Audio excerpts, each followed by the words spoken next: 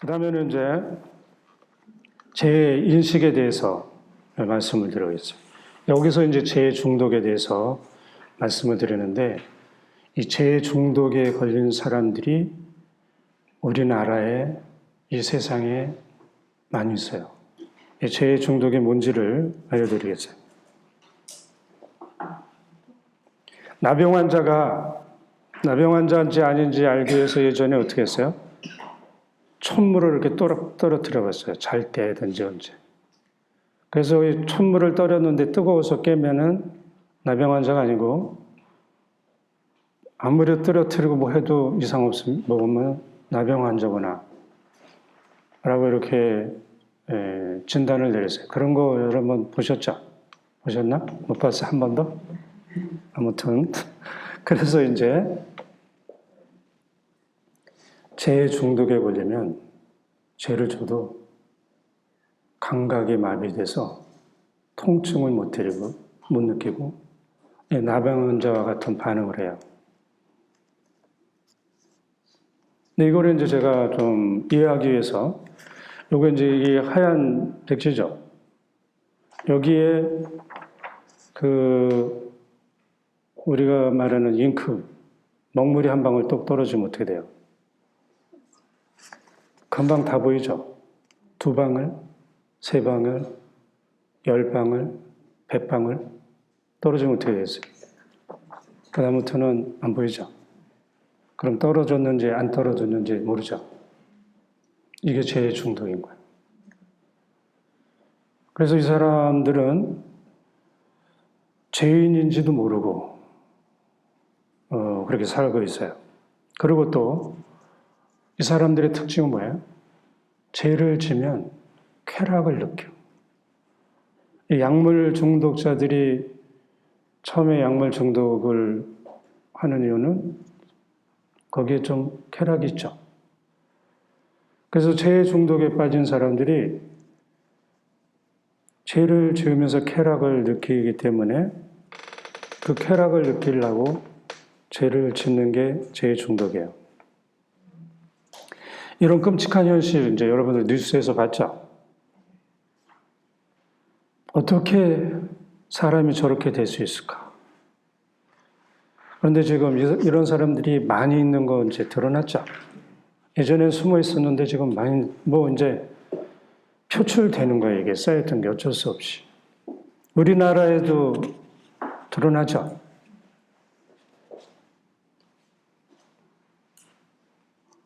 이 사람들이 이제 숨어서 어떻게 많은 사람들을 죽일 수 있을까? 이런 계획을 세우고 실천하고 있는 것도 봤죠? 어떻게 해야 될까? 예수님께서는 이 사람들 안에도 하나님 나라를 형성하려고 이 세상에 오셨어요. 이 사람들도 따지고 보면은 여기서 빠져나오기가 아주 어려운 사람인 게 보이죠?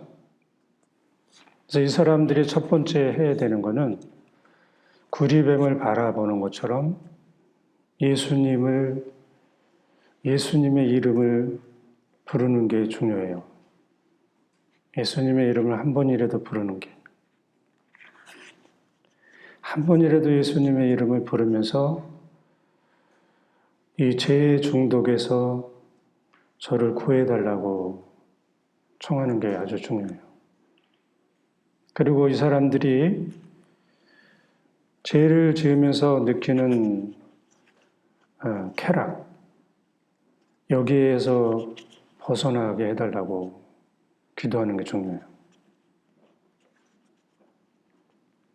또 이 사람들 중에는 이제 많이 벗어났지만 다시 그 죄를 지으면서 느낀 쾌락을 빠지고 싶은 이 충동이 있을 때도 있어요. 근데 어떠냐면은 이집트에서 이스라엘 백성들이 탈출해서 광야로 갔잖아요. 그러기 위해서 너무나 그거를 원했잖아요. 근데 가서 먹을 게 없으니까 이집트에서 먹었던 그 음식을 이렇게 기억하면서 여기 온 것을 막 원망하고 막 난리를 치죠. 근데 실제로는 이제 그런 건 아니죠. 견디지 못해서 그런 거잖아요. 이 사람들도 이제 그럴 텐데 이 사람들을 돌보고 있는 사람들이 있을 거예요. 제가 이렇게 말하면 다 아실 것 같은데 구체적으로는 안 하겠어요. 이 주변에서 이 사람들을 돌봐주는 사람들은 이래저래도 이 사람들을 잘 타이르고 또 격려해서 죄의 중독에서 빠질 수 있도록, 빠져나올 수 있도록 도와줘야 할 거예요. 이 사람들이 어떻게 여기서 빠져나오는가 하는 거는 구체적인 건 이미 제가 말씀드렸어요. 영적인 상처에서 빠져나오는, 치유되는 그 방법하고 똑같아요. 그래서 이분들을 도와주는 많은 사람들은 용기를 잃지 말고 치유될 때까지 이렇게 하시면 될 것 같아요. 이 사람들은 사실은 너무 많이 힘드니까 저희 강의를 듣는 여러분들 또 모든 분들이 이 사람들을 위해서 주님의 기도를 하실 수 있을 때 기억나면 한 번씩 해주시면 큰 도움이 될 거예요. 이 사람들을 꼭 기억해 주셨으면 좋겠어요. 그 다음에는 제 인식에 대해서 제가 무엇인가 이거에 대해서 이제 여러분들이 이 부분을 잘 알아야 또 하느님 나라를 형성할 수 있어요. 하느님 나라를 형성하기 위해서는 제가 무엇인지 아는 게 아주 중요해요. 왜냐하면 하느님 나라는 죄나 악이 있을 수가 없어요. 우리는 교회 성사를 보기 전에 이제 십계명 이것으로 이제 성찰하는데 예수님이 보시는 그 죄는 우리하고 많이 달라요. 예를 들면 나는 물 위에 떠올라 있는 빙산만 이렇게 일각이라 그러죠. 그것만 바라보는데 예수님은 빙산 전체를 바라보셔요. 우리는 그래서 교회 성사를 봐서 더 드러난 부분을 깎아버리면 제가 용서받는다 그러는데 깎아버리면 어떻게 해요? 물 밑에 있는 게 떠오르겠죠? 그래서 빙산 전체를 제거하는 교회 성사를 해야 되는데 첫 번째 우리 빙산 전체를 봐야 그렇게 하겠죠? 그러면 어떻게 되겠어요? 여러분들이 해야 되는 거는 이것도 이제 받아 적으시면 좋을 것 같아요. 성찰을 하는데 예수님, 당신이 보시기에 제가 무엇인지 알려주십시오. 이렇게 하면서 성찰하는 거예요. 자꾸 그거를 되뇌면서 이렇게 하면 예수님께서 제가 무엇인지, 나의 죄가 무엇인지, 나의 죄로 인해서 나와 예수님의 관계, 나와 이웃, 나와 세상에 빚어진 죄의 결과를 볼 수 있게 해줘요. 이걸 다 뉘우쳐야지 사실은 뉘우치는 게 되겠죠. 이거는 사실은 다르게 얘기하면 뭐냐면 내가 지은 죄의 무게와 깊이를 알게 되는 거예요. 그래서 이제 내가 살아오면서 지은 죄의 무게와 깊이를 알게 되면은 어느 경우는 감당할 수 없는 죄의 무게에 눌려서 허덕일 수도 있어요. 그래서 이 죄의 무게를 예수님께 맡겨드려야 돼요. 내가 지려고 하지 말고. 그래서 예수님께 맡겨드리고 끝까지 예수님께 나의 죄의 무게와 깊이를 알게 해달라고 자꾸 청하면 빙산 전체를 보고 빙산 전체를 제거할 수 있게 될 거예요. 그래서 이렇게 기도하는 방법을 이제 우리는 편하게 얘기하면 수동적으로 죄를 예수님께 물어보고 수동적으로 고해성사하는 거라고 얘기해요. 내가 하지 않고 예수님이 내 안에서 죄를 성찰하시고 예수님이 내 안에서 죄를 고백하면서 고해성사를 보는 것.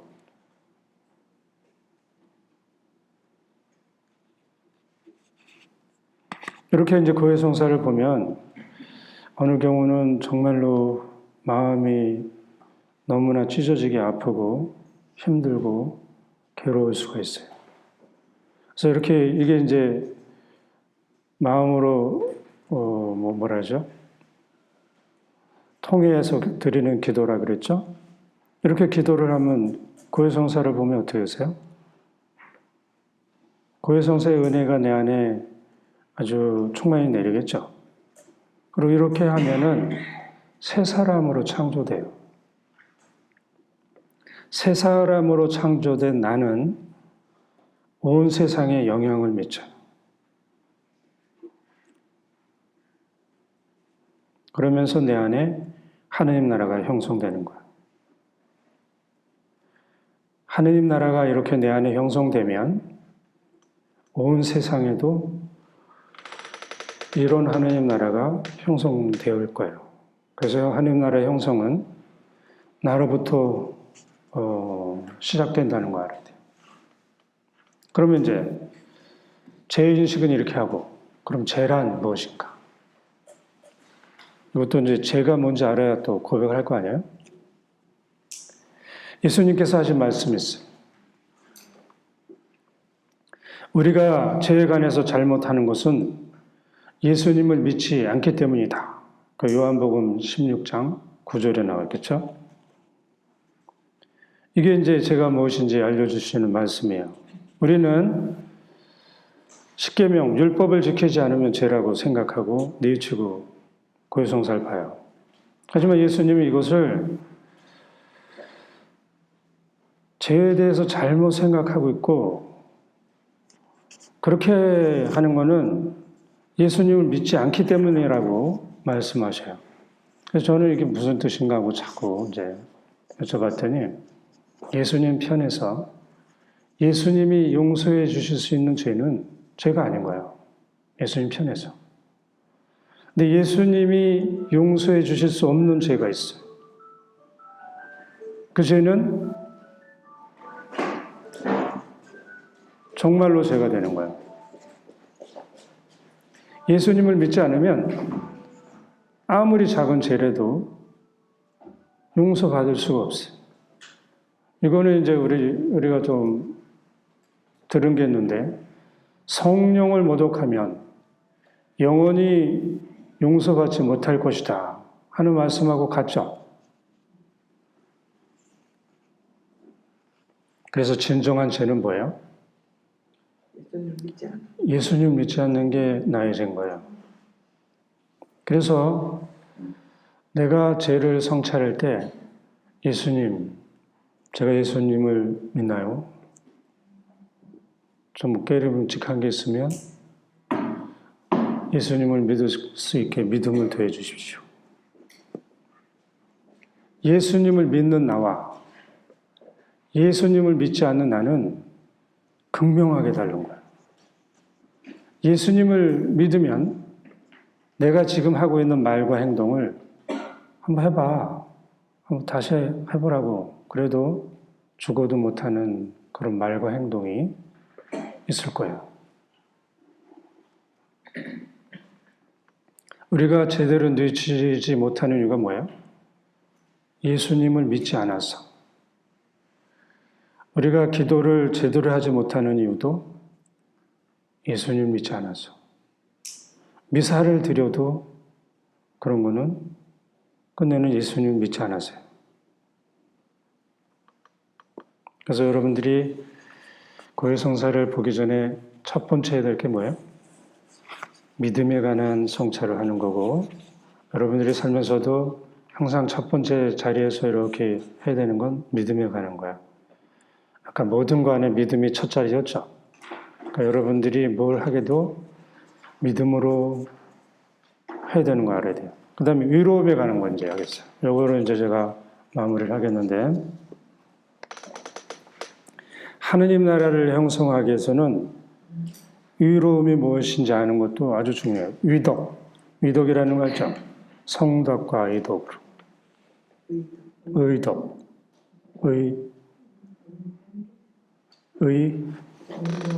위로움일 때.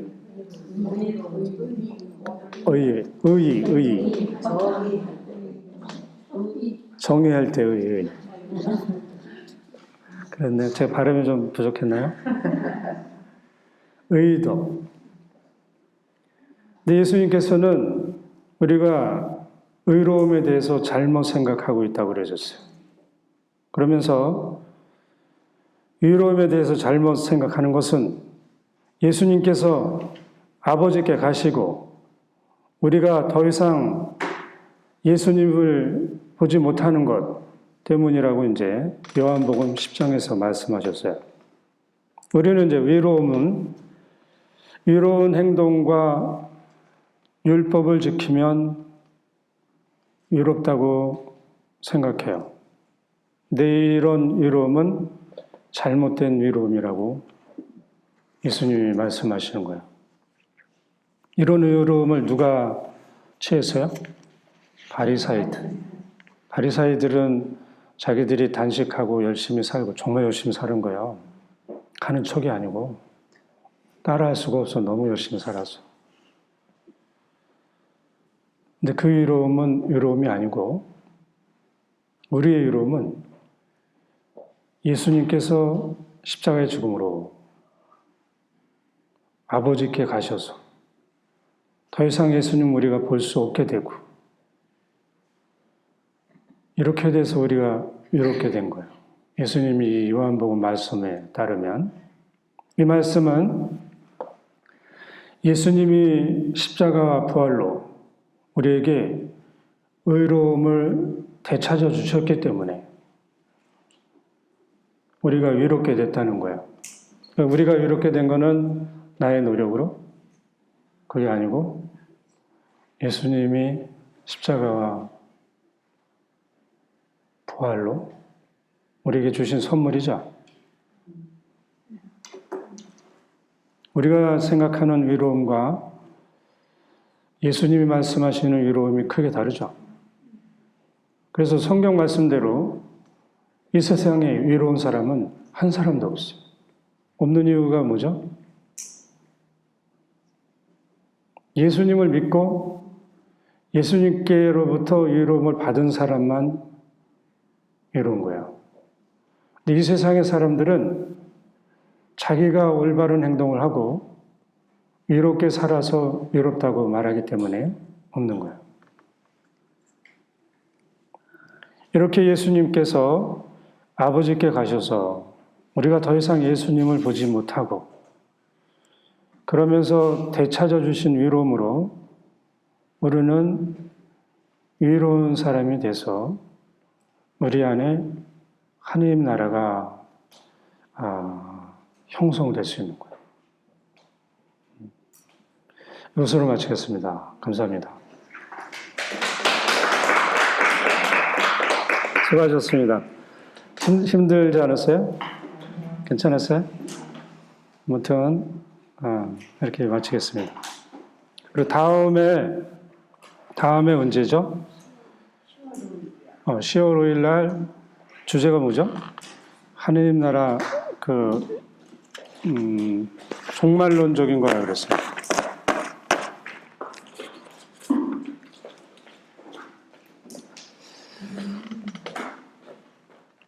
완전한 하느님 나라. 완전한 하느님 나라는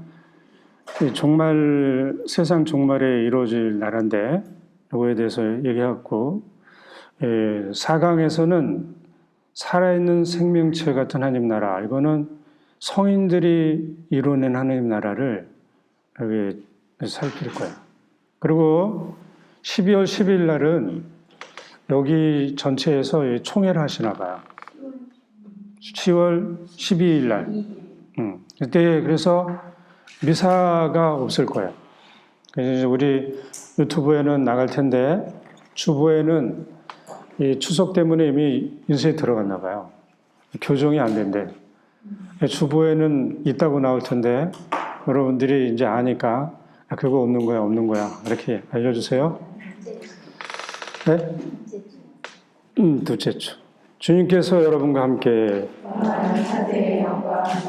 전능하신 천주 성부와 성자와 성령께서는 모든 이에게 강복하소서. 감사합니다.